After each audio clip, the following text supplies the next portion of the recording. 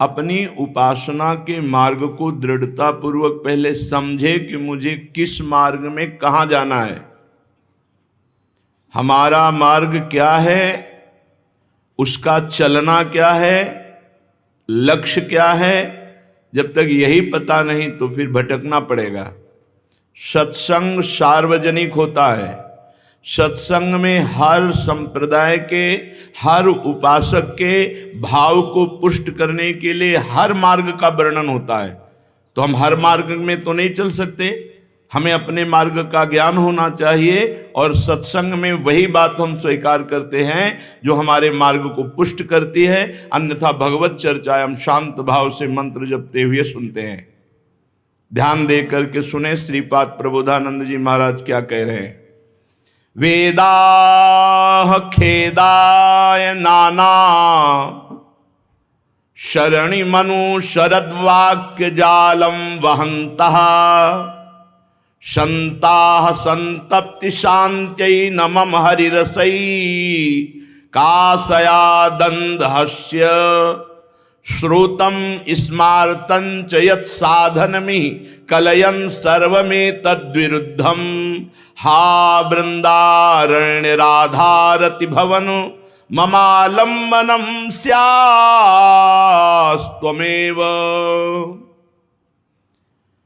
वेद वर्णन करते हैं साधन सिद्धांतों का। पहले साधन को समझे।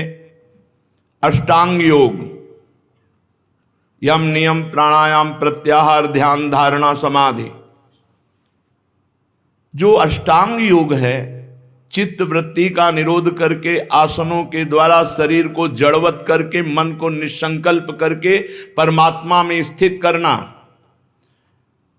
संप्रज्ञात समाधि, संकल्प के द्वारा 6 घंटे 8 घंटे की समाधि।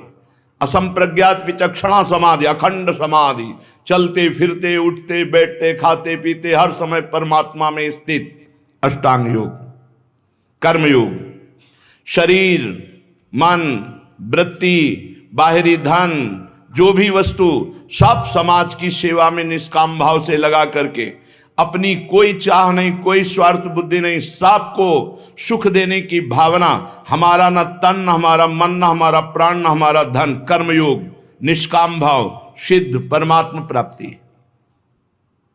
ज्ञान योग, अद्वैत सिद्धांत, मैं ही वो परम तत्व हूं। गोविंद कहो, कृष्ण कहो, शिव कहो, राम कहो, हरि कहो, वही आत्मा है, वही आत्मा मैं हूं। अपने स्वरूप में स्थित होकर स्थूल शरीर, सूक्ष्म शरीर, कारण शरीर, तीनों शरीरों का त्याग, चिंतन रहित महापुरुष अचिंत स्वरूप में स्थित, ये ब्रह्म प्राप्त महापुरुष। भक्ति, मैं भगवान का दास हूं, भगवान मेरे स्वामी, आठों पहर उनके नाम रूप लीला गुण धाम आदि का चिंतन करते हुए भगवान को सर्वत्र देखने की भावना करना। किसी से कोई राग नहीं, कोई द्वेष नहीं, एकमात्र श्री भगवान के चिंतन में जीवन समर्पित करना भक्त। प्रेम लक्षणा भक्ति, एकमात्र अपने प्रीतम के ही चिंतन में रुदन है, गायन है, सेवा है। जो चेष्टाएं हो रही अपने प्रीतम के लिए हो रही, अपनी कोई शुद्ध नहीं है। हमारा मार्ग वृंदावन नित्य विहार रस, जहां श्रीपाद कह रहे हैं वेदा खेदाय नाना शरणि मनु शरद वाक्य जालम वहंता।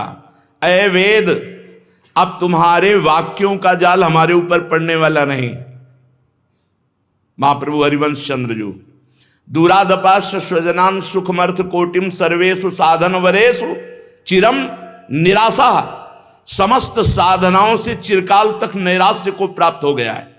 साधनाओं से, आचार्य वाणी को समझो, परिवार से संबंध नहीं। दूरादपास्य स्वजनान, घर गृहस्थी में रहते हुए भी प्रियाजू की ठसक में रहना, परिवार को भगवत स्वरूप मानना, ये हुआ गृहस्थ धर्म से चलने वाले को। विरक्त धर्म से किसी भी तरह संभाषण दर्शन स्पर्श आदि भी नहीं। दूरादपास्य, आचार्य वाणी है, दूरादपास्य स्वजनान, स्वजन जो शरीर संबंधी उनसे बहुत दूरी बनाकर। सुखमर्थ कोटिम, अर्थ माने रुपया, रुपया के द्वारा प्राप्त होने वाले करोड़ों प्रकार के सुखों का त्यागी, वैराग्यवान। फिर साधन वरेषु चिरम निराशा, सर्वेषु, जितनी शास्त्रों में साधनाएं बताई गई उनके द्वारा प्राप्त होने वाले सुखों का त्यागी। और एकमात्र किशोरी जी के गोरे चरणारविंद की चिंतन वृत्ति, दासता वृत्ति, अधीनता वृत्ति, तो वर्षंत में वो सहजाद्भुत सौख्य धाराम श्री राधिका चरण रेणु महामिस्मरामी। ध्यान दीजिए, अपनी उपासना क्या है? अपनी उपासना का स्वरूप है तन मन वाणी अहंग। ये श्री जी के चरणों में हमने बेच दिया। हमारा कोई अस्तित्व नहीं। नरक स्वर्ग अपवर्ग आस नहीं त्रास है। मुझे ना नरक जाने का भय है, ना स्वर्ग और मोक्ष की आशा है। मैं लाडली जी का हूं। जिस मार्ग वृंदावन रस में आप बैठे हुए हैं उपासना के मार्ग में, उसको समझिए। सेवक शरण सदा रहे, अनत नहीं विश्राम, कै वाणी हरिवंश की, कै हरिवंश ही नाम।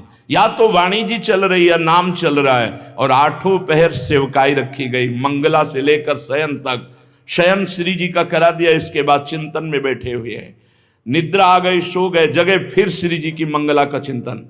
यहां आठों पहर लाडली लाल के संग हमारी मनोवृत्ति होनी चाहिए। आठों पहर उठते बैठते चलते फिरते खाते सोते जागते हर समय हम प्रियाजू के समीप हैं। नाम वाणी सेवा, ये तीन हमारी सिद्धि है। नाम वाणी सेवा, हमारी नाम में आंतरिक वृत्ति, वाणी गायन, वाणी श्रवण और सेवा, यही हमारा जीवन है। हमारे गुरुजनों का, रसिक महापुरुषों का यही जीवन रहा है। श्री स्वामी हरिदास जी से लेकर हरिवंश महाप्रभु, बड़े बड़े महापुरुषों के जीवन चरित्र पढ़ के देखो। बिहारी बिहारी जी को दुलार करना, उनको देखते रहना, उनको पद सुनाना, उनके सामने नाचना गाना, हमारा मार्ग जो है उसको समझो। आठों पहर श्री जी की सेवा की वृत्ति अंदर उदय हो जाए। प्रेम से हित हुलसात, सेवा श्यामा श्याम की, कीजे मन ये भांत, दिन दिन प्रति अनुराग सो। इतनी प्रचंड माया भगवान की जो बड़े बड़े ऋषि मुनियों को मोहित कर लेती है। हम क्षुद्र प्राणी इसको पार करके निकुंज पहुंचे, ये केवल महारानी जी की कृपा से होगा। तो हमें बिकना पड़ेगा, हमें अधीन होना पड़ेगा श्री जी की। श्री जी की अधीनता, भरोसे में बैठे हैं उनकी सेवा में, उनके नाम में, उनकी वाणी में। हमारा चित्त ठीक नहीं, मन ठीक नहीं, हृदय ठीक नहीं, महारानी जो जाने हमने उनके नाम कर दिया है। बस शरीर में जब तक जान है तब तक सेवा करेंगे, नहीं तो भरोसे में पड़े जैसे यथा लाभ संतोष वैसे जीवन व्यतीत करेंगे। श्रीधाम वृंदावन का वास मिला, निकुंज का पास मिल गया।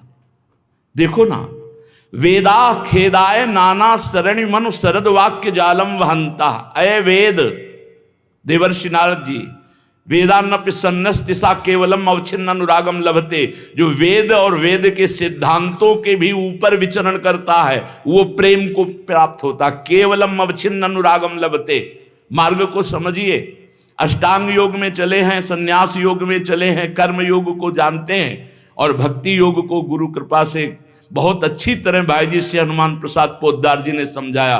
और निकुंज रस की प्राप्ति श्री हरिवंश महाप्रभु की कृपा से जैसा वो स्वाद दे रहे हैं, आप लोग समझने की चेष्टा कीजिए। वेद अनेक प्रकार के अनुसृत वाक्य जाल साधनों का अब मेरे ऊपर जाल नहीं डाल सकते, क्योंकि मैं श्री जी की शरण में मैं जान गया हूं। अब आपके सिद्धांत के ऊपर की बात है। गीता में भगवान जी अर्जुन जी को कह रहे हैं, त्रैगुण्य विषया वेदा निस्त्रैगुण्य भवार्जुन। त्रिगुणातीत स्थिति को प्राप्त करने के लिए वेद का भी त्याग करना होता है। संता संतप्ति शांति नमम हरिरसई कासया दंद हस्य। ऐ साधु समाज, आप जो हरिरस का वर्णन करते हो, मेरा जो चित्त दग्ध हुआ इससे शांत होने वाला नहीं। मेरा चित्त कैसे शांत होगा जब निकष कुंज ठाड़े भय भुजा परस्पर हंस। श्री राधा वल्लभ मुख कमल निरख नयन हरिवंश। युगल सरकार परस्पर गल बहियां दिए हुए मधुर मधुर मुस्कुराते हुए पधार रहे। जब हम ये देखेंगे तब हमारा हृदय शीतल। अकेले हरिरस से नहीं, प्रियाजू नहीं तो हरिरस हमारे संतप्त हृदय को शांत नहीं कर सकता, शीतलता प्रदान नहीं कर सकता। और श्रोतम स्मार्तन च यत् साधन में, जितने शास्त्रों में श्रौत स्मार्त साधन बताए गए वो मुझे श्री जी तक नहीं पहुंचा सकते। इसीलिए सर्वेषु साधन वरिष्ठिरम निराशा। देदीप्यमान श्री वृंदावन, हा वृंदारण्य राधा रति भवन ममावलंबनम स्यात्वमेव। हे वृंदावन, केवल मैंने आपका आश्रय लिया है प्रिया प्रीतम की प्राप्ति के लिए। तो वृंदावन के आश्रय से किसका आश्रय मिलता है? रसिकों का। रसिकों के संग से क्या रंग आता है? प्रिया प्रीतम की ठसक। गदगद सुर नैना सजल दंपति रसरे भीन। कभी बैठकर चलते हुए समाज में एकांत में कभी वृत्ति को पकड़ा कि गोरे सांवले चरणारविंद में है, हर समय छाए हुए हैं गौर श्याम चरणारविंद। कभी उनकी रूप माधुरी झलक रही, कभी उनकी मुस्कान झलक रही। बोले ये तो कुछ हो नहीं रहा। तो धैर्य पूर्वक जैसे कहा गया वैसे चलो, इस मार्ग में दीर्घ काल निरंतर सत्कार सेवितो दृढ़ भूमि।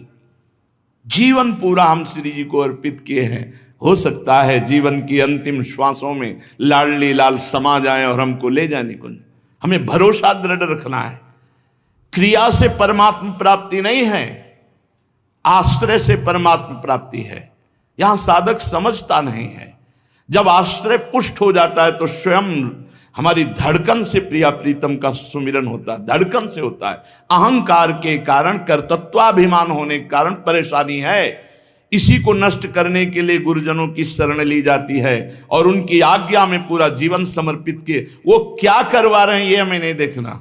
अहम समर्पित है तो वही अब जो ही कहें करे हम सोई, आयस लिए चले निज दासी।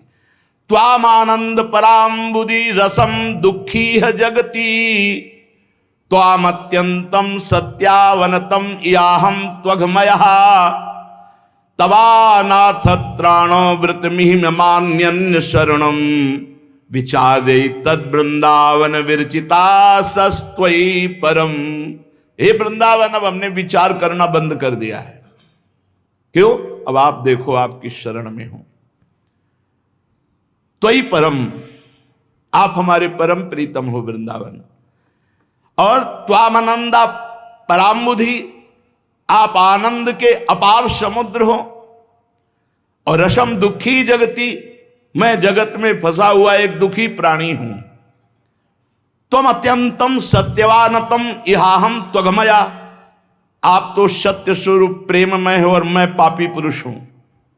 तवानाथ त्राणो व्रतमिह ममान्यन्य शरणम, मैंने एक नियम ले लिया है, व्रत लिया है कि वृंदावन की भूमि को छोड़कर, वृंदावन के आश्रय को छोड़कर अब कुछ नहीं। तवानाथ त्राणम, अब आपको हमारा कल्याण मंगल श्री जी से मिलाना होगा, क्योंकि हमारा और कोई साधन नहीं। वृंदावन वास प्रिया प्रीतम का जस गा रहे हैं, उनका जूठन पा रहे हैं, उनके भरोसे पे पड़े रात दिन, इससे बड़ी कोई साधना है? विचारे तद वृंदावन विरचिता सस्त्वयि परम। हे वृंदावन, अब हमने एकमात्र आपकी शरण ली, अब विचार आपको करना है, हमें नहीं। देखो, दासत्व से बढ़कर कोई पदवी नहीं है। ये हम ब्रह्म मार्ग का अनुसरण करके बोल रहे हैं, जो वर्षों केवल यही छाया रहा है, हम ब्रह्मास्मि, मैं ब्रह्म हूं, यही छाया रहा है दिमाग में।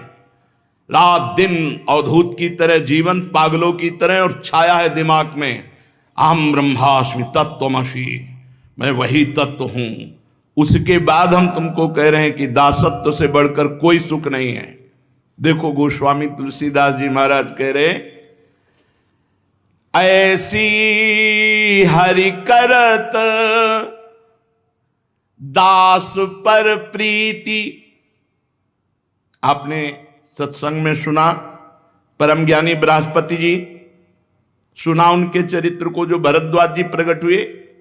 आप पीछे सत्संग में सुना जगत गुरु भगवान ब्रह्मा जी, सुना आपने, सुना भगवान चंद्रमा कहे जाते हैं, गुरु पत्नी गामी, तारा से बुद्ध का प्रादुर्भाव सुना। ये सब ज्ञानी हैं, लेकिन भगवत दासत्व से युक्त है।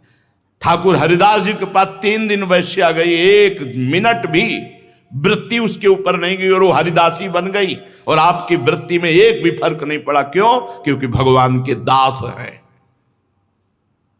ऐसी हरि करत दास पर प्रीति, निज प्रभुता विसारी जन के बस, होत सदा यह रीति। ऐसी हरि करत दास पर प्रीति। भगवान अपने दासों से बहुत प्रेम करते हैं। अपनी सारी प्रभुता भूलकर भक्त के अधीन हो जाते हैं। हजारों सन्यासियों को ब्रह्मबोध कराया श्रीपाद प्रबोधानंद जी ने, और जब वृंदावन का रस मिला तो दासत्व पे स्थित हो गए लाडली जी के। ये दासत्व कोई ऐसा नहीं कि अज्ञानी जीव द्वैत को नहीं समझता, अद्वैत को नहीं समझता, वो बंधा हुआ अविद्या में। ये दासत्व अविद्या वाला नहीं है। ये विद्या अविद्या दोनों से परे है। ये द्वैत अद्वैत दोनों से परे है। ये द्वैत के बाद अद्वैत, अद्वैत के बाद जो प्रेमाद्वैत है वो ये दासत्व है। जो केवल अद्वैत तक पहुंचा वो नहीं जानता आगे की बात। निज प्रभुता विसारी, अनंत ब्रह्मांडों के स्वामी अपनी प्रभुता छोड़कर अपने दास की दासता करते हैं। आप विचार करो, जिनके नंद सुनंद आदि भगवत पार्षद जय विजय आदि, वो जगन्नाथ स्वामी माधवदास बाबा की सौंच भरी लंगोटी धो रहे हैं। बाबा को होश आया, देखा कौन हमारी सेवा में, भगवान की सिवा तो मेरा कोई है नहीं, और समुद्र के किनारे एकांत झोपड़ी में कौन आएगा। तो देखा पीतांबर की साफा बांधे, पीतांबर के फेंट कसे हुए प्रभु स्वयं लंगोटिया धो के कांध पे ला रहे हैं। जब दिव्य दृष्टि से देखा, बाबा ने कहा प्रभु आप हमारी मल भरी लंगोटी धो रहे हो। तो स्वामी जगन्नाथ जी ने कहा बाबा तुम्हारा और कोई है हमारे सिवा। तो बोले सरकार आपके सिवा, बस जिसका मेरे सिवा कोई नहीं होता उसकी मैं ही तो सेवा करूं।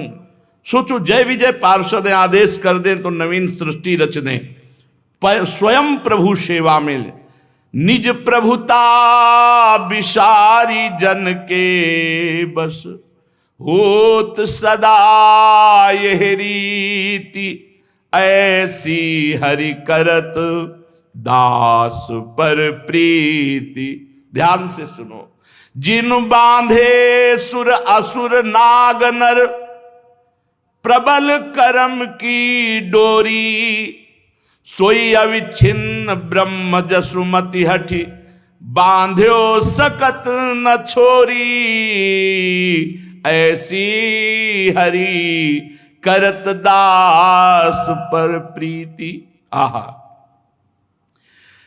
जिस प्रभु ने देवता दैत्य नाग मनुष्य बड़े बड़ों को अपने कर्म सिद्धांत में बांध के रखा है, उन्हीं परमात्मा भगवान श्री कृष्ण को रस्सी से बांधती हैं उखल में यशोदा मैया, और विवश होके बंधना पड़ता है प्रभु को। ऐसी हरि करत दास पर प्रीति। जिनकी एक माया ने अखंड ब्रह्मांडों को अपने अधीन कर रखा है, उन प्रभु को छड़ी दिखाती है, मुंह खोल, तेने मिट्टी खाई। दाऊ दादा ने कही प्रभु डरपते, ऐसे ऐसे भयचकित नेत्रों से देखते कहीं छड़ी न पड़ जाए। कौन? जिनके भय से काल भी थर रहता है। यह है भजन का प्रभाव, यह है दासत्व का प्रभाव। जाकी माया बस बिरंच शिव, नाचत पार न पायो, करतल ताल बजाए ग्वाल, जुवतिन सोई नाच नचायो, ऐसी हरि करत दास पर प्रीति। जिन भगवान की माया शिव विरंच का मोह को है बपुरान, कोई ऐसा त्रिभुवन में नहीं जिसको माया ने चपाट न लगाई हो, कोई ऐसा नहीं। उन भगवान को गोपीजन ताई हीर किच्छु हरिया, छछिया भर छाछ में नाच नचावे। लाला तुझे दूध चाहिए तो नाच के दिखा। अनंत ब्रह्मांडों को नचाने वाला अपनी माया से वो नाचता है, गोपियां ताल देती है, पर ब्रह्म परमात्मा नाचता है। ये देखो भजन का प्रताप, ये दासत्व सेवकाई का प्रताप। करतल ताल बजाए ग्वाल, जुवतिन सोई नाच नचायो, ताई हीर की छोहरियां छछियावर छाछ में नाच नचावे। विश्वंभर श्रीपति त्रिभुवनपति, वेद विदित यह लीख, बलिसो कछु न चली प्रभुता, बर हुए दुज मांगी भीख। देखो जरा, देव माता अदिति की भक्ति से प्रभावित होकर प्रभु प्रकट हुए, वरदान मांगो। कहा हमारे बेटों का स्वर्ग छिन गया, देवताओं का। शुक्राचार्य की उपासना करके बलि ने एकमात्र त्रिभुवनपति पद प्राप्त किया है।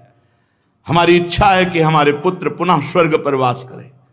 मां देव माता की भक्ति से प्रभावित होकर भगवान ने बल का प्रयोग नहीं किया, क्योंकि भगवान की दासता से युक्त महाराज बलि हैं। तो भगवान ने वामन रूप धारण करके भिक्षा मांगी। देख लो, अनंत ब्रह्मांडों का स्वामी भीख मांगने जा रहा है भक्त के दरवाजे पर। किस बात के कारण? भक्ति के बल पर, दासता के। इधर देव माता अदिति की भक्ति, इधर महाराज बलि की भक्ति। बलशाली भगवान ने बल का प्रयोग नहीं किया, भिक्षा मांगी। बलिसों कछु न चली, प्रभुता बरु है ध्वज मांगी भीख। ऐसी हरि करत दास पर प्रीति, जाको नाम लिए छूटत भव, जन्म मरण दुख भार। अम्बरीश हित लाग कृपा निधि, सोई जन्मे 10 बार। कह रहे जिनका नाम लेने मात्र से संसार समुद्र से सहज में पार हो जाता है जीव। जाको नाम लिए छूटत भव, जन्म मरण दुख भार। प्रभु कैसे महान है कि अम्बरीश जी के लिए स्वयं 10 बार भगवान अवतार धारण करते हैं। एक भगत नरसिंह जी के लिए 50 बार अवतार धारण करते हैं, 50 बार रूप धारण करते हैं। और सही पूछो तो भक्त के जीवन भर लीला साथ करते हैं, अद्भुत लीलाएं करते रहते हैं। सोचो, अपने भक्त के लिए आप बंध जाना स्वीकार करते हैं। जिनका नाम लेकर भव समुद्र से मुक्त हुआ जाता है, सखुबाई बन करके स्वयं बंध जाते हैं, सखुबाई को मुक्त कर देते हैं और उनके सखुबाई के पति के पैर दबाते हैं, सास की सेवा करते हैं। भगवान सखुबाई बन के भक्त के लिए बंधन स्वीकार करते हैं, जिनका नाम जीवों को बंधन मुक्त कर देता है। जोग विराग, बहुत सुंदर बात। जोग विराग ध्यान जप तप करी, जे खोजत मुनि ज्ञानी। बानर भालु चपल पशु पामर, नाथ तहां रतिमानी। आहा, बड़े बड़े संयमी मुनिगण योग वैराग्य ध्यान जप और तपस्या करके जिस परमात्मा को खोजते रहते हैं, वही परमात्मा बंदर ऋक्ष इन चंचल पशु रूप धारण किए हुए जीवों के साथ घूमते हैं। ध्यान धरने की नहीं, उनके साथ। प्रभु तरुतर कपि डार पर ते किए आप समान। भाव, ये धर्म संघ जब खुला प्रारंभ में वृंदावन में, पूज्यपाद धर्म सम्राट श्री करपात्री जी के द्वारा स्थापित है। वो गुरु जी, उनका नाम हमें विस्मरण हो रहा है, वो जब काशी से वृंदावन आए तो भावना में थे कि वृंदावन तो भगवान श्री कृष्णचंद्र जी का निज घर है, बड़ा सौभाग्य मिलेगा कि वहाँ धर्म संघ में विद्यार्थियों को वेद पाठ कराना होगा और भगवान की नगरी में वास मिलेगा। बड़े महान पुरुष थे, बड़े बड़े महान पुरुषों के गुरु पद पर बैठे बड़े बड़े विद्वान, उन्हीं से सीखे हैं व्याकरण आदि, जो इस समय बहुत नामी महापुरुष हैं, सब उन्हीं के शिष्य। हमने दर्शन भी किए हैं उनके, अखंडानंद स्वामी जी के यहाँ आए हुए थे। वो जब आए तो सीधे जुगल घाट पहुंचे।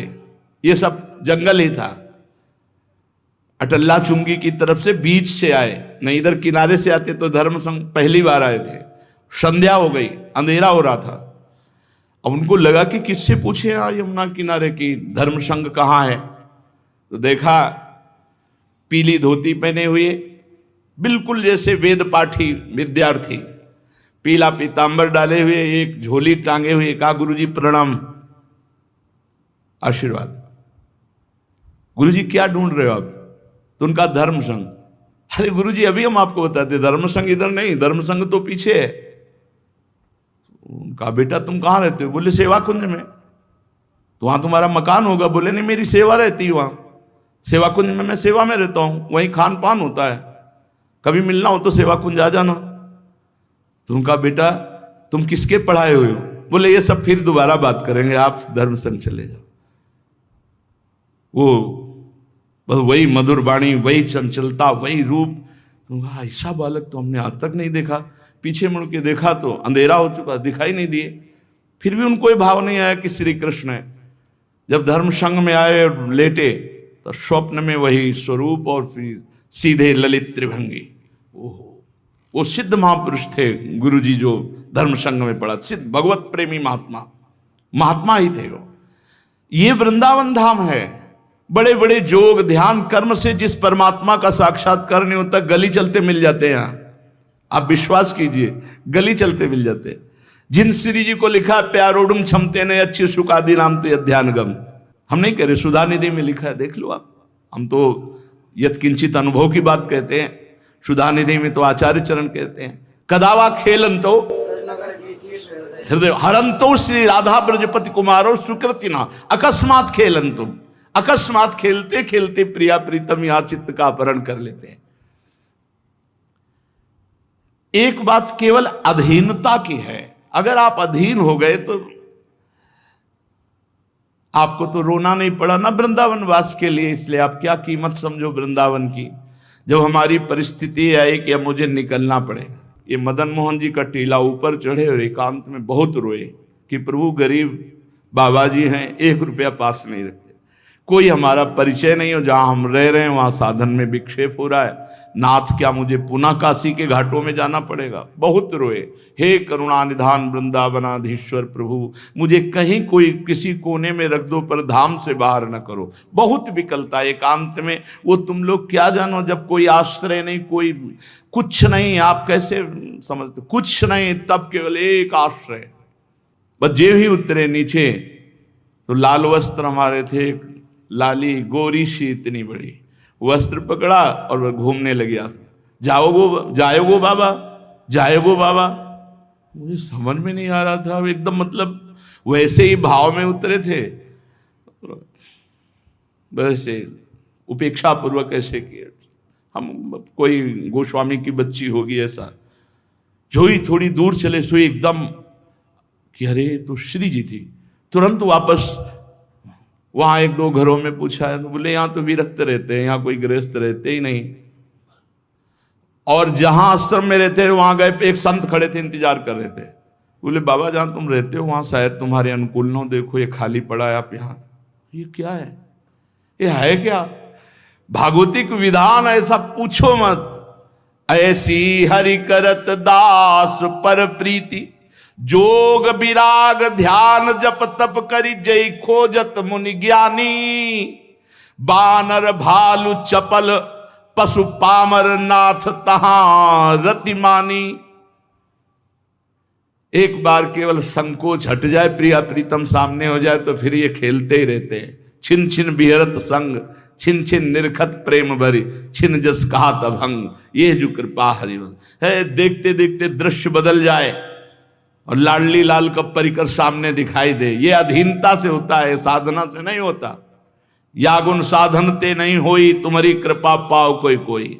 ध्रुवदास जी 42 लीला के रचयिता कह रहे हैं, सबय अंग गुणहीन हो ताको जतन न कोई, एक किशोरी कृपा ते जो कछु होय सो होय। लोकपाल जम काल पवन रवि शशि सब आज्ञाकारी, तुलसीदास प्रभु उग्रसेन के द्वार बेत कर धारी। भगवान उग्रसेन जी के सामने बेत ले खड़े आज्ञा पालन के लिए। कौन है? बोले लोकपाल जम काल पवन रवि शशि, जिनकी आज्ञा पे चलते हैं। ये देखो भक्ति का प्रभाव। भगवान दासत्व से रीझते हैं, भगवान दैन्यता से रीझते हैं। भजन की मांग भगवान से करो, हे प्रभु मुझे वो अखंड भजन दो जो चलते फिरते उठते बैठते खाते पीते सोते जागते हर कार्य करते हुए मैं आपका विस्मरण न करूं।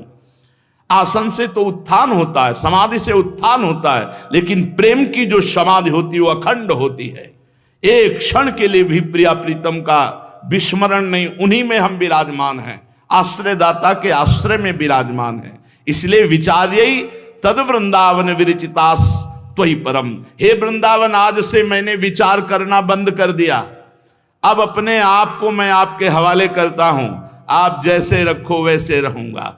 और प्रिया प्रीतम का प्रेम रस हमारी मांग है, ये आप देखते रहो। त्वामानंदा पराम्बुधि रसमः, तुम परम आनंद प्रदान करने वाले हो। हे वृंदावन, हमने अपना जीवन आपको दे दिया। चलते हैं श्रीमद् भागवत महापुराण। प्रसंग चल रहा है, भगवान श्री सुखदेव जी परीक्षित जी को सुना रहे कि हम तुम्हारे पूर्वजों की, जो महान महिम भगवान के परम प्रेमी भक्त हुए, उनकी गाथा सुनाते हैं। कल प्रसंग सुना, पांडव महाराज द्रुपद के यहां स्वयंवर में मत्स्यवेद करके द्रौपदी को प्राप्त किया। तो बड़े बड़े जो महारथी थे, इन लोगों ने विचार किया कि आखिरकार ब्राह्मण ही तो हैं ये, उनको पता नहीं चला था कि पांडुपुत्र पांडव हैं, ब्राह्मण ही तो हैं, इनको मिल करके घेरो और परास्त करो, त्रिभुवन सुंदरी द्रौपदी को जीत लो। तो कुछ विद्वान जो राजा थे, उन्होंने कहा वहां तो बहादुरी नहीं चली थी मत्स्यवेद में, और जब मत्स्यवेद कर दिया और द्रौपदी को प्राप्त कर लिया तो अब छीनने का उद्योग करते, तुम्हारी बुद्धि मारी गई। जो धर्मात्मा राजा थे वो बिना लड़े चले गए, लेकिन ये कौरव पक्ष दुर्योधन द्रौपदी की सुंदरता को देख करके आकर्षित हो गया था, बावरा हो गया था, लेकिन मत्स्यवेद से तो प्राप्त नहीं कर पाए, तो कर्ण आदि से प्रार्थना की। बड़े बड़े वीर इसके साथ थे, पांडवों पर चढ़ाई कर दी। 5 पांडव, भीम ने और कोई अस्त्र की जरूरत नहीं थे, पेड़ उखाड़ा, मार मार करके सबको भगाया। कर्ण अर्जुन के तीखे बाणों से विह्वल होकर भाग चला। जब सब भाग चले तब दिमाग गया कि हो ना हो पांडव जीवित हों, और ये पांडव ही हों। दुर्योधन ने कहा मैं सत्य कहता हूं, इतना बलशाली केवल भीम ही हो सकता है, दूसरा कोई नहीं। कर्ण ने कहा मुझे त्रिभुवन में कोई अगर परास्त कर सकता है तो केवल अर्जुन, ये पांडव ही हैं। बड़े छिन्न भिन्न अंग सब हस्तिनापुर पहुंचे। जब ये चर्चा सुनी तो भीष्म जी ने और महाराज विदुर जी धृतराष्ट्र को बोले कि जानते हो पांडव बलवान है, वैर करना उचित नहीं, सम्मान पूर्वक बधु और पांडवों को और कुंती को हस्तिनापुर बुलाया जाए। सम्मति हुई। पूरे राज वैभव के साथ द्रुपद नरेश के यहां श्री द्रौपदी जी और पांडवों को, कुंती जी को सम्मान पूर्वक हस्तिनापुर लाया गया। द्रौपदी के सौंदर्य को देखकर कोई भी कौरव संतुष्ट नहीं था, जलन थी कि भारी बलशाली पांडव और ऐसी त्रिभुवन सुंदरी उनको पत्नी मिली।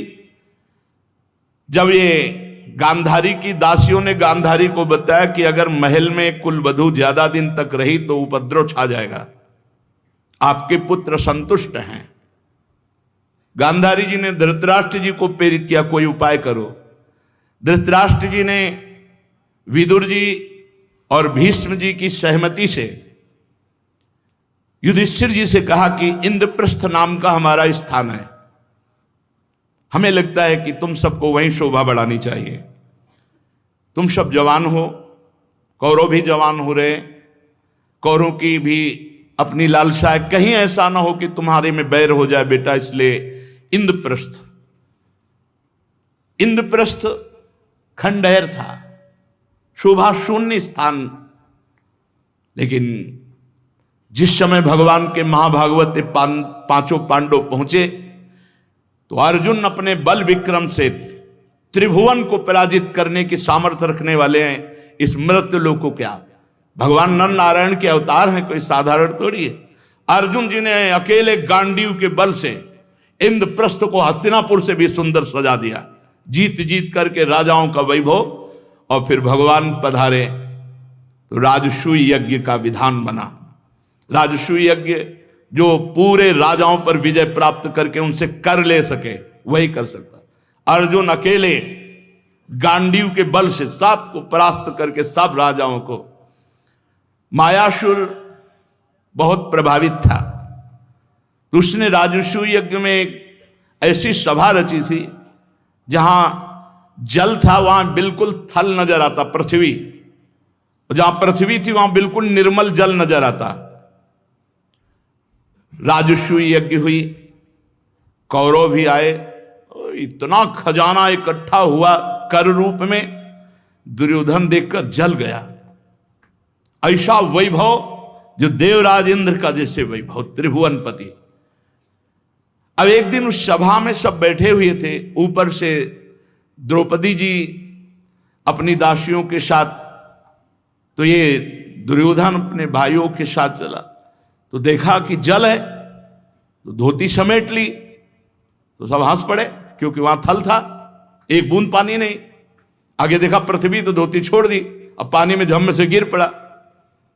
यद्यपि लोगों की कहावत में ऐसा है, क्या महाभारत में सामने नहीं पड़ा कि अंधे के अंधा होता है, ऐसा बोलने के कारण दुर्योधन को क्रोध आया, ऐसा नहीं, महाभारत में नहीं पड़ा, कहावतों में ऐसा कहा जाता है। उपहास किया, द्रौपदी आदि खूब हंस पड़ी, भीम और ये सब। महाराज युधिष्ठिर बहुत गंभीर शांत, उनका ये क्या कर रहे हो, सांप को छेड़ना, उसका उपहास कर रहे हो। युधिष्ठिर जी आए, नए वस्त्र पहनाए और गले से लगाया, भाई ये मायासुर के द्वारा रची हुई सभा है, जिसमें जल में थल, थल में जल का ऐसा भान होता है। जाकर के दुर्योधन न खाना न पीना, उदास बैठ गया। मामा शकुनी की याद की, शकुनी को बुलाया, कहा मैं जी नहीं सकता, मैं प्राण त्याग दूंगा। पांडवों का ऐसा वैभव, हस्तिनापुर का वैभव कुछ नहीं उनके सामने, कोई उपाय करो, पांडवों का वैभव छीनो। नहीं, मैं अपने प्राण त्याग दूंगा। बहुत प्यार करता था शकुनी दुर्योधन को। उसने कहा एक उपाय है, यदि महाराज धृतराष्ट्र आदेश करें और वो जुआ खेले आके, तो हम अपने पासों को सिद्धि के बल से, सात अनुकूल पासे हमारे पड़ेंगे, प्रतिकूल उनके पड़ेंगे, पूरा इंद्रप्रस्थ का वैभव हम छीन लेंगे। बाणों से छीनने की सामर्थ्य तो न तुम में है और न त्रिभुवन में किसी के है, पासों से हम छीन लेंगे।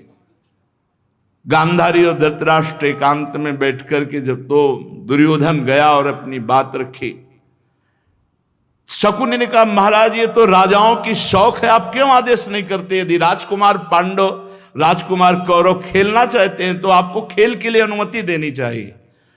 विदुर जी ने कहा इस खेल में सर्वनाश दिखाई देता है, महाराज आप अनुमति मत देना।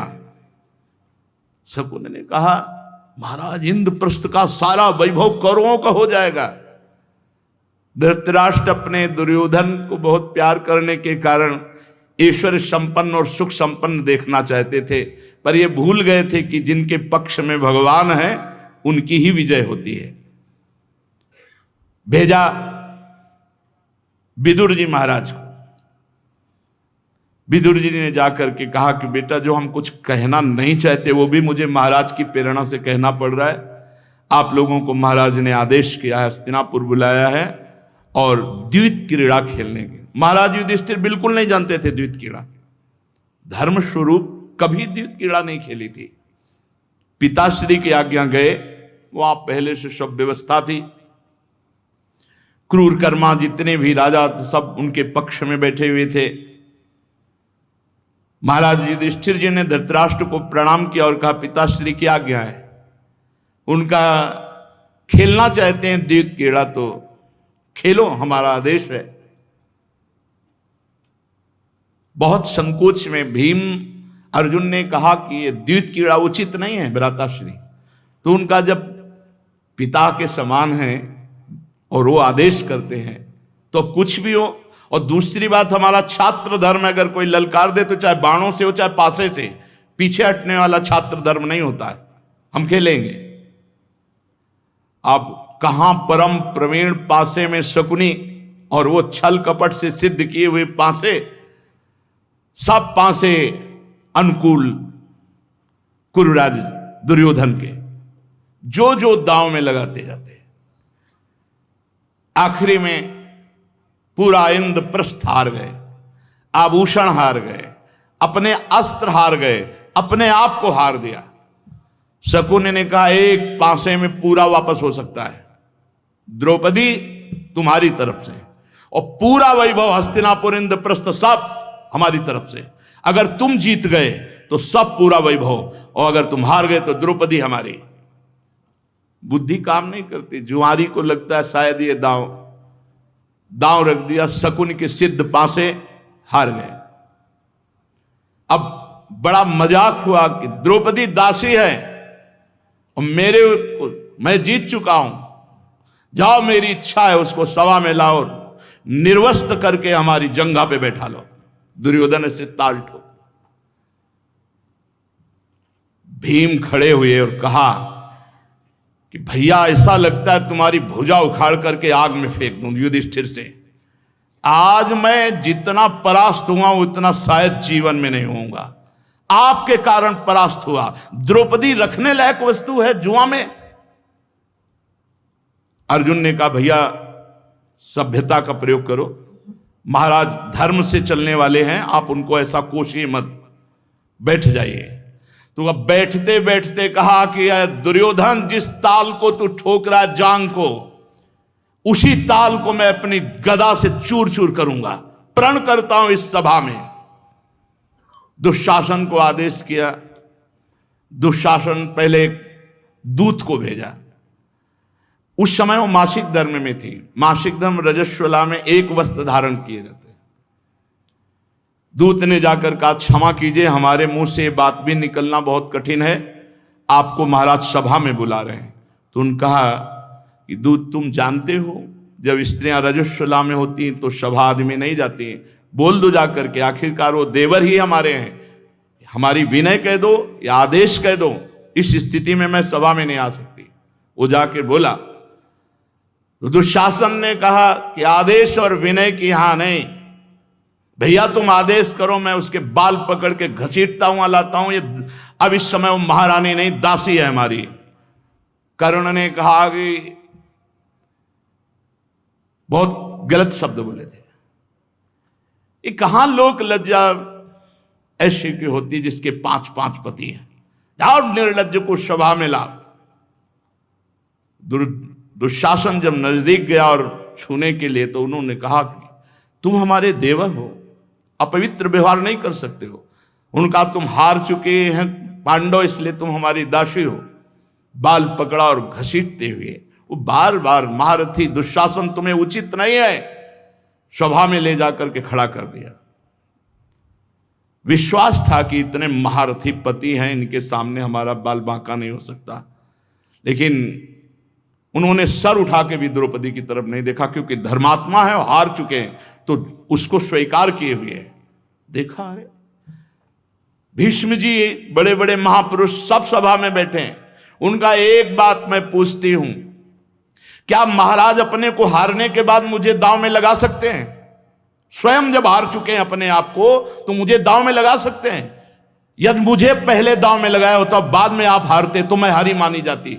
बोलो इस सभा में कोई, ये क्या धर्म है?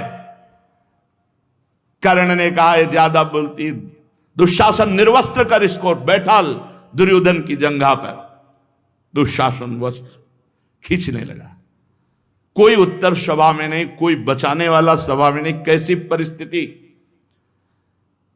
आखिरकार भुजाओं से भी पकड़ा। जब देखा कि 10,000 हाथियों का बल रखने वाला दुशासन, तो दांत से पकड़ा, फिर छोड़ दिया। यह है आखिरी स्थिति। हे गोविंद, हे द्वारिकावासिन। उसी समय भगवान का तेज प्रकट हुआ और द्रौपदी के वस्त्र में भगवान समा गए। रंग बिरंगी साड़ियां वो खींचता जाता है। 10,000 हाथियों का बल रखने वाला दुशासन अंबार लग गया, लेकिन यहां से वस्त्र नहीं हटा, मूर्छित होकर गिर गया। तब गांधारी आई, द्रौपदी जी को गले से लगाया और धृतराष्ट्र कहा वो वैसे ही तुम्हारे नेत्र नहीं, ये सर्वनाश कर देगी। ये देवी है, इसका अपमान सभा में होना मानो कौरव वंश का विनाश होना है। क्षमा मांगो, जल्दी से इसको संतुष्ट करो। नहीं, मैं जानती हूं पतिव्रता में कितनी सामर्थ्य होती है, क्योंकि गांधारी पतिव्रता है। धृतराष्ट्र ने कहा बेटा जो तुम्हारी इच्छा हो मांग लो। उनका हमारे पतियों के अस्त्र वापस किए जाएं और जो हमारे पतियों का वैभव है वही सम्मान दिया जाए। बोले मैं सब ज्यों कहते हूं सब वापस करता हूं, बस तुम क्षमा कर दो। राजी हुई, रथ पर बैठे इंद्रप्रस्थ की तरफ चल पड़े। आधी दूर गए, शकुनी दुर्योधन सब धृतराष्ट्र जी से कहा हम जीत गए थे, आपने वापस क्यों कर दिया? एक बार दांव के लिए बुलाओ, एक बार पुनः वापस बुलाओ। हट कर लिया, फिर आदेश हुआ, रास्ते से वापस, इंद्रप्रस्थ के रास्ते से वापस बुला लिया और कहा एक दांव के खेलना है। 12 वर्ष का वनवास, 1 वर्ष का अज्ञातवास, जो हारे उसको स्वीकार करना। पांडव आपस में देखे कि ये चालबाजी है, हम लोगों को भारी दुख देने का प्लान है, अब करे तो क्या? आदेश धृतराष्ट्र का और युद्ध धर्म, बैठ गए। वो उसके तो परम खिलाड़ी शकुनी जीत गए, दुर्योधन सब छीन लिया। द्रौपदी जी ने प्रार्थना की समस्त वैभव ले लो, लेकिन हमारे पतियों का जो अस्त्र है वो नहीं। 12 वर्ष का वनवास, 1 वर्ष का अज्ञातवास, बड़ा संकटपूर्ण महापुरुषों को जीवन व्यतीत करना पड़ता है। जो धर्म से चलते हैं वही आखिरी में विजयी होते हैं, पर बड़ा कष्टप्रद होता है धर्म में चलना, क्योंकि विषयों की तरफ प्रवाहित होने में तो इंद्रिया और मन स्वयं लगी हुई, लेकिन धर्म चढ़ाई है पर्वत की तरह। अब महाराज के साथ शास्त्रों ब्रह्म ऋषि हो गए, युधिष्ठिर जी के साथ नगर के ब्राह्मण हो गए। वो सब जहां हमारे धर्मराज युधिष्ठिर रहेंगे वही हम रहेंगे। प्रजा को तो बहुत प्यार पूर्वक सम्मान पूर्वक वापस किया। आप हृदय में भगवान का ध्यान करते हुए आगे बढ़े। बहुत से ब्रह्म ऋषि साथ थे, द्रौपदी, 5 पांडव, माता कुंती को विदुर जी के यहां। एकांतवास जंगल में जो हुआ तो भोजन की समस्या, इतने ऋषियों को कहां से कंदमूल फल लाएं, और कोई जाने के लिए तैयार नहीं। और ऋषि जब तक पाएंगे नहीं तब तक महाराज धर्मराज हैं कैसे? खड़े होकर गंगा जी में भगवान सूर्य की तपस्या की।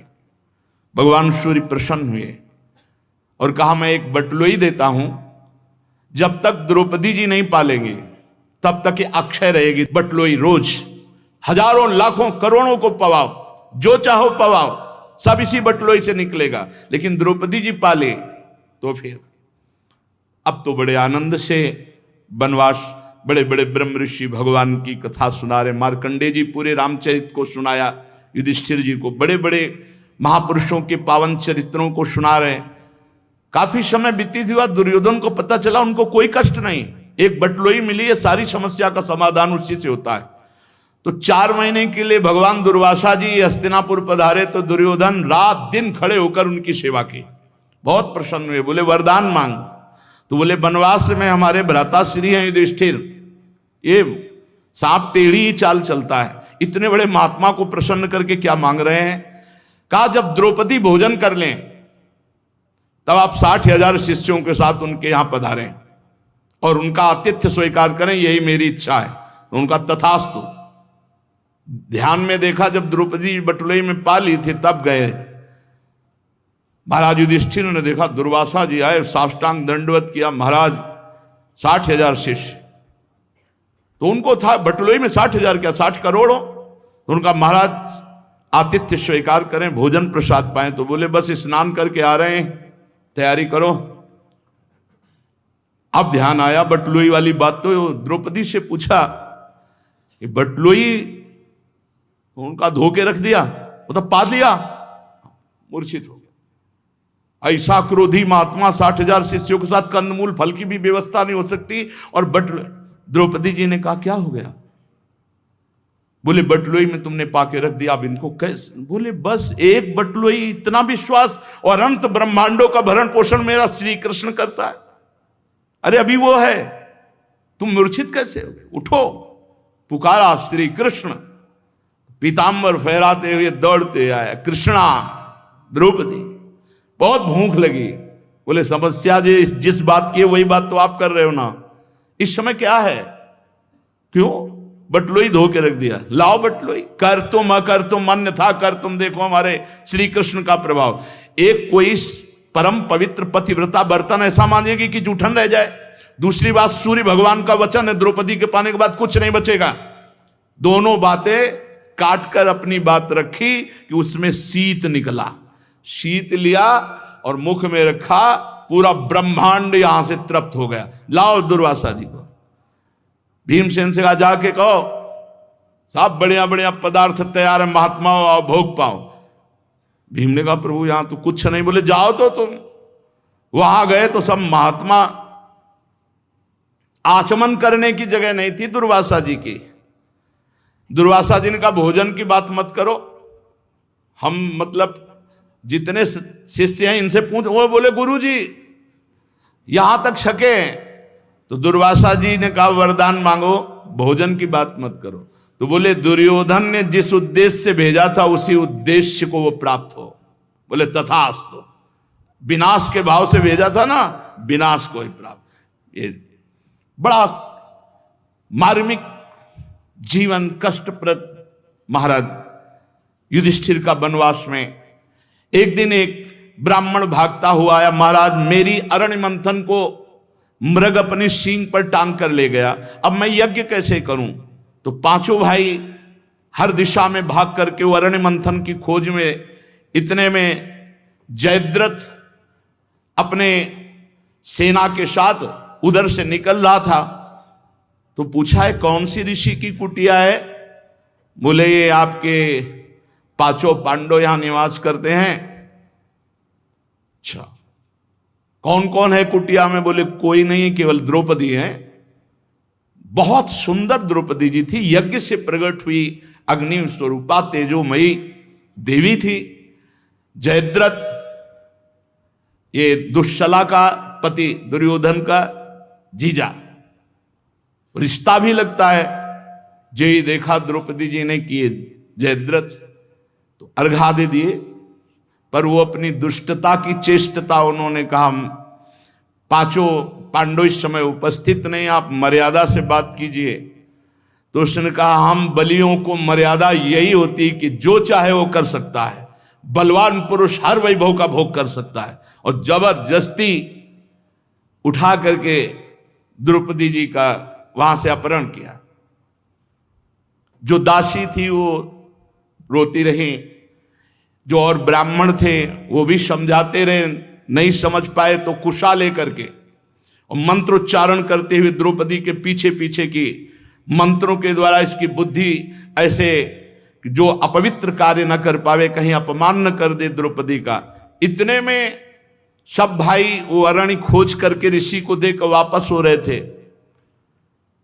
तो देखा सब छिन्न भिन्न कुटिया। तो जो दासी थी उससे पूछा, उन्होंने कहा जयद्रथ अपहरण कर ले गए द्रौपदी को।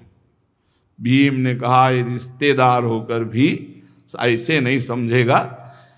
अर्जुन और भीम एक ही रथ पर सवार होकर महाराज युधिष्ठिर से कहा आप बिल्कुल शांत रहिए, कितना जाएगा। तो रथ के पहियों के चिन्ह से वायु के समान तेज गति से भीम और अर्जुन ने पहले बाण संधान करके मार्ग ही रोक दिया बाणों से। अब जयद्रथ के हवा निकल गई, बोले बाणों से मार। बोले अर्जुन मारे गए, क्योंकि भीम के आगे किसी के लिए चलती थी। सबको डर भीम का था। अर्जुन में कुछ दयालुता भी थी, लेकिन भीम तो बड़े बड़े हाथियों को घूंसों से मारते हुए 60,000 हाथी का बल नागलोक से लेके आए थे। मारे तो ऐसे जिससे तरबूज फट जाए, ऐसे बड़े बड़े हाथियों को मारते हुए, सेना विदारते हुए जाकर जयद्रथ को पकड़ लिया पशु की तरह, द्रौपदी जी को सम्मान पूर्वक, और जयद्रथ को घसीटते हुए कुटिया लाए। और महाराज से का आदेश कीजिए, इसका भी सर उतार देते हैं। नहीं, ये हमारा बहनोई है, अपराध किया है लेकिन मारना नहीं, क्योंकि दुश्शला विधवा हो जाएगी। तो उनका ऐसे तो नहीं छोड़ेंगे, जान से नहीं मारेंगे, लेकिन आगे का प्रोग्राम हम आपसे अनुमति नहीं लेते। और घुटने के नीचे दबा के 5 जगह से बाल मुड़ा और बोले चिल्ला यहां। युधिष्ठिर का दास हूं। चिल्ला, बोले युधिष्ठिर का दास हूं। बोले जा सब सभा में, जहां भी सभा में जाएगा ऐसे दिखाएगा अपना गंजापन और दिखाएगा कि द्रौपदी का अपमान करने के कारण मैं इस दशा को प्राप्त हुआ हूं, मैं पांडवों का दास हूं। बोल जाके सभा में। सभा में तो नहीं गया, ऋषिकेश गया और अखंड तपस्या की भगवान शंकर की। भगवान शंकर को प्रसन्न किया भारी तप के द्वारा और कहा वरदान दीजिए कि 5 पांडवों का मैं वध करूं। भाई इतना नहीं, ये वरदान तो नहीं दे सकते। तो बोले एक वरदान दीजिए कि मैं एक दिन के लिए इतना बल कि मेरे सामने कोई टिकेगा नहीं। भगवान शंकर ने कहा यह देता हूं, वध का नहीं लेकिन यह देता हूं, जाओ। उसी में अभिमन्यु वध हुआ था, उसी वरदान की सुरक्षा में 5 पांडव बहुत कष्टप्रद स्थितियों से 12 वर्ष व्यतीत किए। 13वां वर्ष ऐसा था कि इन पहाड़ों को कहां छुपाया जाए।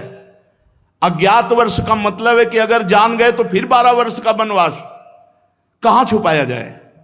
सबने विचार किया तो उन्होंने कहा महाराज विराट के राज्य में अपने को गुप्त भेष में रख करके 1 वर्ष व्यतीत किया जाए। महाराज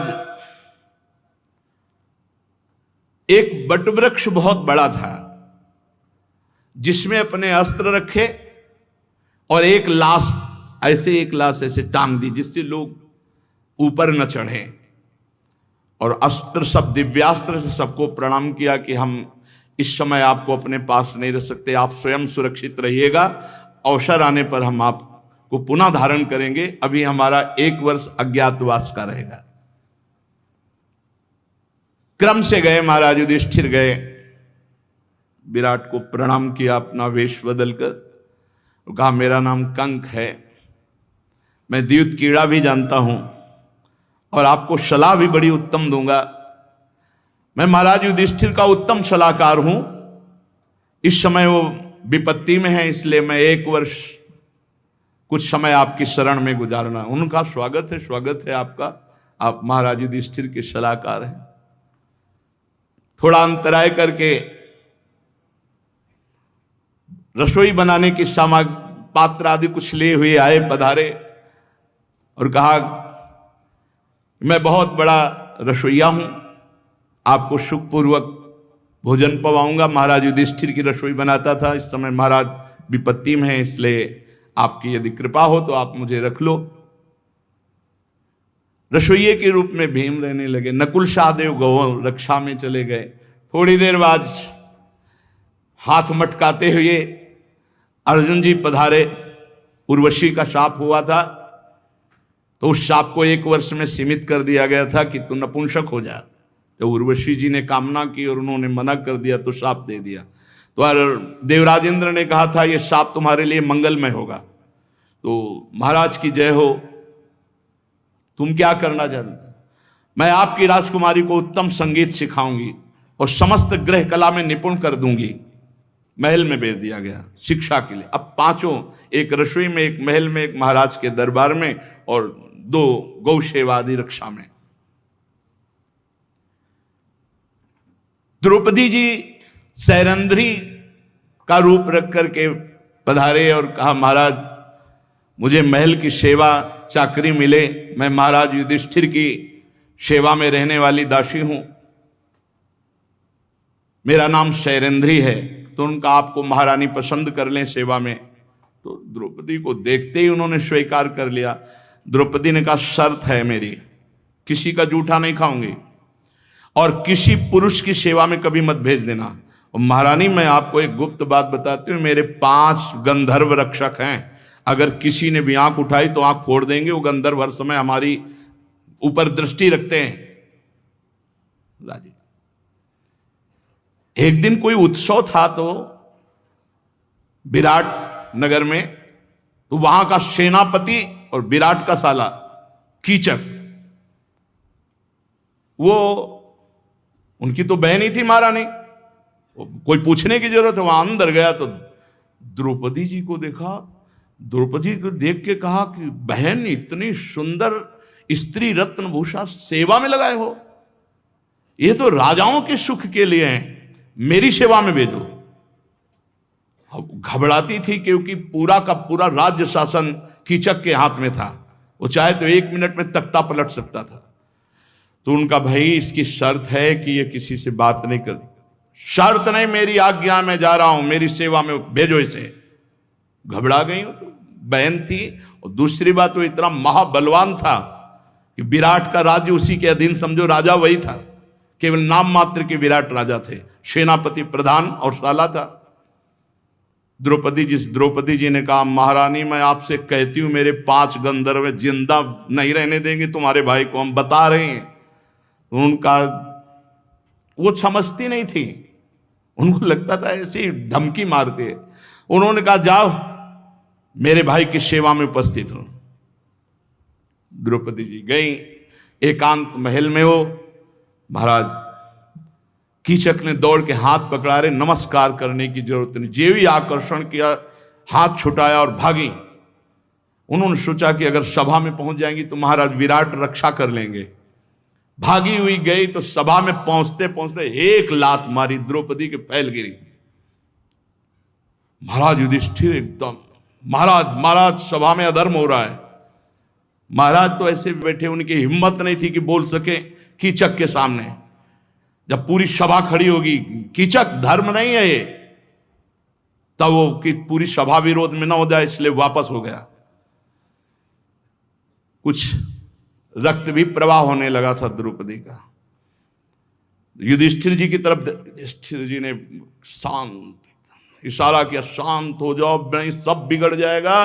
कीचक मारा गया, पूरे विश्व में पता चल जाएगा कि केवल कीचक को मारने की दम भीम रखते हैं, और अगर ये पता चल गया तो मुझे फिर 12 वर्ष का वनवास और 1 वर्ष का अज्ञातवास। इशारे से कहा। द्रौपदी जी को सहन नहीं हुआ, अर्जुन जी से जाके मिले। अर्जुन जी ने कहा अभी तो समय नहीं है, बिल्कुल हम कुछ नहीं कर सकते बिना भ्राताश्री की आज्ञा के। भीम के पास गए, रसोईया के रूप में रहते थे। भीम से कहा तुम्हारे जैसे महावीर के होते हुए बीच सभा में लात मारा है। बोले किसी के आदेश की जरूरत नहीं, रंगशाला में बुलाओ, जाओ तुम रंगशाला में बुलाओ, आ जाए, उसको हम इसका फल देते हैं। बोले ठीक है। अब अपनी तरफ से उनकी बहन से कहा कि मैं मिलना चाहती हूँ कीचक से। जी सूचना गई कीचक के छाती में, तो ऐसा उत्साह हुआ कि यार हमारी सारी कामना पूर्ण हो गई। द्रौपदी नजदीक गई और कहा जब हमने देख ही लिया कि आपका मन और आप समर्थ, तो आज रंगशाला में मिलते हैं। सजवाओ रंगशाला को। सजवा दिया गया। पलंग, और पलंग में भीमसेन ऊपर से स्त्री स्वरूप का चद्दर ओढ़ के बैठ गया। अब वो पीछे से द्रौपदी की आवाज, और समझा कि बिल्कुल आदर से जाके कहा सुंदरी। पहला घूंसा मुंह में पड़ा तो सुंदरी की बात समझ में आ गई। बलवान मार उठाया, पटक दिया, साले 10 जगह से तोड़ दिया, कीचक का कीच निकाल दिया, मार मार के घुटने, हाँ 10 जगह से कोई भी हड्डी नहीं बकाया रखी, उल्टा सीधा परेठा जैसे नहीं बनाया जाता, सब कीचक की पूरी कामना मनोकामना, और जाके प्रधान द्वार पर पटक दिया। और फिर रसोई में अब ये हुआ महारथी सेनापति कीचक को इस विधि से कोई मारा। मनुष्य तो मार ही नहीं सकता, मनुष्य नहीं मार सकता। कीचक के 100 भाई थे, 100 सब सेना एकत्रित हो गई। बोले हमारे भाई की अंतिम इच्छा द्रौपदी है, द्रौपदी के कारण मारा गया, तो द्रौपदी को कीचक की लाश के साथ बांधो और चिता लगा दो, अंतिम भाई की इच्छा पूरी हो। बांध दिया द्रौपदी को, कोई बोलने वाला नहीं था। तो जब बांधा तो आवाज लगाई, रक्षा करो, मेरी रक्षा करो, मेरी रक्षा करो। 5 गंधर्व मेरी रक्षा में, वो मेरी रक्षा करें। रसोई में और लोग थे तो आपस में चर्चा कर रहे थे कि अब भाई बड़ा अनर्थ हो रहा है। भीम ने पूछा क्या? बोले द्रौपदी को, वो जो सैरेंद्री थी उसको कीचक के शरीर के साथ बांध दिया गया और आग लगा दी जाएगी। बोले अच्छा। और रसोई फांद करके और जहां चिता लगाई जाती थी वहां पहले ही गए, पूरे शरीर में रज लगाई, एक ताड़ का वृक्ष लंबा उखाड़ के खड़े हो गए। जो ही वहां पहुंचे सो 100 कीचक जो थे ना, उनको कीचक के साथ ही फैला दिया, और जितनी सेना से मार मार वृक्षों के सब भाग पड़े। द्रौपदी को छुटाया और कहा इस साधारण वाले मार्ग से आगे आगे चलो, और उनको घर भेज दिया। पूरा विनाश कर दिया कीचकों का। हम घुटने टेक करके विराट की पत्नी ने कहा, देवी मेरे सब भाई मार। तो बोले हमने बताया था ना 5 गंधर्व हमारी रक्षा में रहते हैं। जब कौरवों को यह पता चला कीचक मारा गया 100 भाइयों सहित, दुर्योधन ने कहा पक्का पक्का विराटनगर में 5 पांडव हैं, क्योंकि और किसी की सामर्थ्य नहीं। इस तरह से कीचक को मारना केवल भीम की सामर्थ्य है। अब ऐसे को थोड़ी बोले आक्रमण करो, उनकी गौओं को छीनो। तो अगर पांडव होंगे तो जहां पांडव होंगे वहां कोई विजय नहीं प्राप्त कर सकता, वो जरूर आएंगे। लगभग समय निकल चुका था, अज्ञातवास का भी पूरा होने वाला था। अब भीष्म जी, द्रोणाचार्य जी, अश्वत्थामा, कृपाचार्य, कर्ण सब तैयार हुए, क्योंकि दुर्योधन का आदेश। अब रथ में सब अपने अपने सज करके अलग अलग गौएं एरिया में रहती थी कि 10 लाख गौएं महाराज की इधर, 10 लाख उधर। तो जे ही पहली गौओं के बैच को हस्तिनापुर के सैनिकों ने अपने अंडर में किया, सूचना पहुंची विराटनगर में कि गौओं पर आक्रमण हो गया, वहां की गौएं छीन ली गई। सब गौओं की रक्षा अत्यंत आवश्यक है।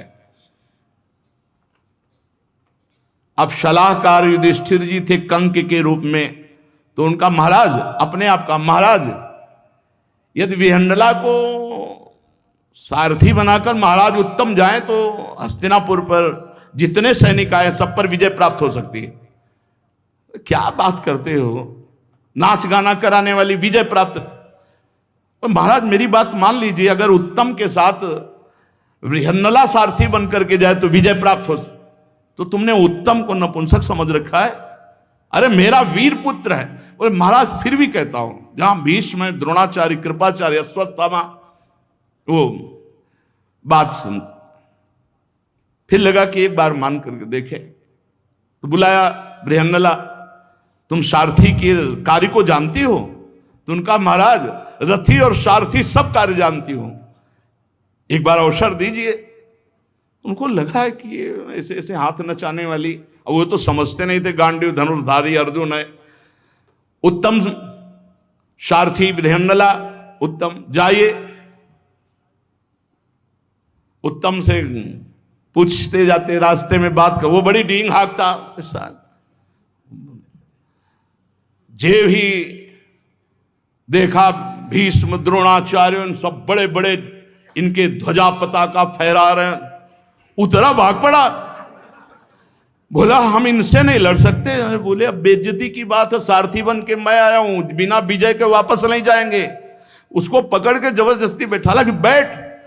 उनका नहीं, मुझे आत्महत्या लेकर ले इनके सामने, ये सब मार डालेंगे। तो कहा देख, आप वो वृक्ष के पास ले चल। वहां गए, चढ़, लाशें हटाई, उतार गए। दिव्यास्त्र देखे, ऐसा बड़ा धनुष गांडीव। कहा आप कौन है? वो चुप, ये गांडीव निकाल, तोड़े निकाल, बांधा, और कहा शेष वहीं रख दे। तो ये किसका? बोले महाबली भीम की गदा। ये ऐसे सब अस्त्र का परिचय बताया। बोले इसका मतलब आप अर्जुन हैं? बोले बस यही तो समझ ले। और चुपचाप बैठ और रथ हाँक और देख। जे ही अर्जुन ने टंकार किया, भीष्म जी ने कहा गांडीव की टंकार है। दूसरे धनुष में इतनी ताकत नहीं कि ये गड़गड़ाहट पैदा कर दे। अब इतने बड़े बड़े महारथियों को ऐसे खेल खेल में अर्जुन ने सबको मूर्छित कर दिया। और बोले सुनो, तुमने कहा था कि भीष्म और द्रोणाचार्य जी के वस्त्र लाएंगे गुड़िया बनाने के लिए, ले लो जाके, अब जाओ। अब वो डर रहा, बोले जाओ, सब मूर्छित है। जा जाके कहा भीष्म के वस्त्र मत लेना, भीष्म जी के वस्त्र मत लेना, और सबके वस्त्र। अब सैनिक गए, महाराज उत्तर की जय हो, हस्तिनापुर पर विजय प्राप्त की। जितने भी बड़े बड़े महावीर आए थे सबको परास्त कर दिया उत्तम ने, और बहन के लिए गुड़िया बनाने के लिए वस्त्र भी ले आए। विराट ने कहा मेरा पुत्र उत्तम। तो उन्होंने कहा महाराज जहां विहंडला जैसा सारथी है वहीं विजय हो सकती है। उन्होंने कहा कंक, उत्तम ने विजय प्राप्त की है। बोले महाराज जहां विहंडला जैसा सारथी, तो लिए हुए थे पासे से, तो महाराज के से मुख में लगा और खून निकलने लगा। तो पहले उन्होंने कहा वही रोक देना, विहंडला को बिल्कुल प्रवेश ना होने पावे। युधिष्ठिर ने कहा वही रोक दो, और रक्त प्रवाह हो रहा था। पहले रक्त को ऐसे, अर्जुन का प्रण था अगर भाई युधिष्ठिर के एक बूंद रक्त को देख लेंगे तो विध्वंस कर देंगे। महाराज विराट को लगा कि मेरे से गलती हो गई क्या। तब उन्होंने कहा महाराज जिसे तुम बृहन्नला समझ रहे हो बृहन्नला नहीं, वो गांडीव धनुषधारी अर्जुन केवल समय व्यतीत करने के लिए आपकी शरण में रहे। आपने हमें समय दिया इसलिए आपको क्षमा करते। जानते हो मैं कौन हूं? चक्रवर्ती सम्राट का अभिषेक प्राप्त किए महाराज युधिष्ठिर हूं। विराट जी तो घुटने पे एकदम हो गए, क्योंकि वो महाराज अगर एक बूंद ये खून निकलता हुआ अर्जुन देख ले तो तुम्हारे पूरे राज्य को विध्वंस कर देगा, नष्ट कर देगा। इसलिए और अभी बोलना नहीं। जेवी पधारे, उत्तम महाराज की जय हो, आपने विजय प्राप्त की। तो खुद आके विराट के पास बैठ गए, बोले महाराज सबको जय जय कहने दो, लेकिन आप ये समझ लो हम तो छोड़ के भाग रहे थे, ये बृहन्नला ने हमको विजय। और ये बृहन्नला नहीं, ये गांडीव धनुषधारी अर्जुन है। और विराट जी अर्जुन जी से प्रार्थना की कि आप सब पांडवों को हमने ऐसी निकृष्ट सेवा में रखा, जबकि आपको ऐसे सम्मान। तो उनका नहीं महाराज मैं आपका एहसान मानता हूं। और समय पूरा हो चुका था। अब उसने घोषित किया कर्ण और दुर्योधन ने कि जानकारी हो चुकी है। तो भीष्म जी ने गणित लगाए, बोले 12 वर्ष वनवास, 1 वर्ष अज्ञातवास पूरा हो चुका है। एक भी घड़ी ऐसा नहीं है जो अभी अज्ञातवास रह गया हो। पांडव अपनी पूर्ण जो प्रतिज्ञा थी उसका पालन किया। अब आप वापस कर दो, राज्य को वापस कर दो, क्योंकि आपका था प्रण। 12 वर्ष वनवास, 1 वर्ष के अज्ञातवास के बाद हम राज्य वापस कर देंगे, वापस करो। तो उनका नहीं वापस करेंगे। कहा आधा राज्य दे दो, कहा आधा भी नहीं देंगे। इसका मतलब युद्ध। तो भगवान ने कहा एक बार हम जाकर के निवेदन करते हैं। भगवान श्री कृष्णचंद्र जी संधि दूत बन करके कौरवों के पास गए और वहां सभा में कहा कि आप लोग सब जानते हैं कि आपका जो द्यूत कीड़ा का प्रतिज्ञा थी उसमें कि 12 वर्ष का वनवास, 1 वर्ष का अज्ञातवास इन लोगों ने पूरा किया। अब आपको पूरा राज्य दे देना चाहिए। नहीं तो फिर आधा राज्य दे दीजिए, नहीं तो 5 गांव दे दीजिए, 5 गांव में 5 पांडव अपना। तो उस जातीय दुर्योधन ने क्या कहा, सुई अग्रे न केशवा बिना युद्धम, बिना युद्ध के। भगवान ने कहा तथास्तु, अगर युद्ध ही तुम्हें चाहिए तो फिर युद्ध होगा। भगवान श्री कृष्णचंद्र जी का अवतार ही हुआ है जो अधर्म पक्ष में अपनी वृद्धि चाहते हैं, उनका विनाश करने के लिए। यदा ही यदा ही धर्मस्य ग्लानिर्भवत भारत अभ्युत्थानम अधर्मस्य तदात्मानं सृजाम्यहम् परित्राणाय साधूनां विनाशाय च दुष्कृतां धर्म संस्थापनार्थाय संभवामि युगे युगे। भगवान श्री कृष्णचंद्र जी के बल से यद्यपि पांडवों के पास 7 अक्षौणी सेना एकत्रित हुई और कौरवों के पास 11 अक्षौणी सेना एकत्रित हुई, पूरा कुरुक्षेत्र भरा हुआ है। अर्जुन जी भगवान जी से कहते हैं कि मैं एक बार देखना चाहता हूं कि मेरे साथ लड़ने के लिए कौन कौन योद्धा आए हुए हैं। भगवान बीच युद्ध क्षेत्र में रथ ले जाते हैं और कहते हैं देख अर्जुन देख। भगवान का देख कहना था कि अर्जुन के अंदर मोह का प्रवेश होना था। अर्जुन ने देखा ये वो द्रोणाचार्य जी हैं जो हमें प्रत्यंचा चढ़ाना सिखाते हैं, ये वो भीष्म जी हैं जो उन्होंने अंगुली पकड़ के चलना सिखाया, ये वो कृपाचार्य जो मुझे गोद में बैठाल कर शिक्षा दी, इनसे मैं युद्ध करूंगा, अपने परिवार, अपने रिश्तेदार, अपने नातेदार को मारूंगा। भगवान से कहा पूरी गीता जी का यहीं से प्रादुर्भाव भगवान की दृष्टि से हो। देख अर्जुन, इसी से हुआ। अर्जुन जी ने कहा प्रभु मैं सन्यास लेकर के भीख मांग कर खाना उचित समझता हूं। अगर ये उचित समझते थे तो दिव्यास्त्र क्यों संग्रह किया? आप समझिए, इतना भी मोह नहीं था अर्जुन के अंदर। दिव्यास्त्रों का संग, जो भगवान शंकर को अपने बाहुयुद्ध से संतुष्ट कर दे, वो महावीर मोह को कैसे प्राप्त हो सकता? लेकिन कर तुम अकर तुम अन्यथा कर तुम। भगवान ने जब कहा देख, क्योंकि भगवान जगत को गीता जी जैसा अमृत पान कराना चाहते थे, तो अर्जुन जी को मोह हो गया।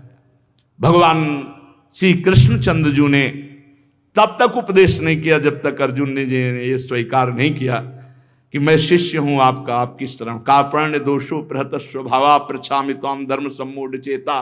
प्रभु मैं कायरता रूपी दोष से युक्त हो रहा हूं, मेरी मूढ़ता बढ़ती चली जा रही। मेरा परम श्रेय कल्याण क्या है? शिष्यस्तेहम साधिमाम त्वम प्रपन्नम, मैं आपकी शिष्य हूं, आपका शरणागत हूं, आप कृपा कर। भगवान ने 18 अध्याय गीता अमृत का अर्जुन जी को पान कराया, फिर सुदृढ़ ज्ञान संपन्न करके, महान स्थिति प्रदान करके, नष्टो मोहा स्मृति लब्धा तत्प्रसादान मयाच्युता, फिर युद्ध हुआ।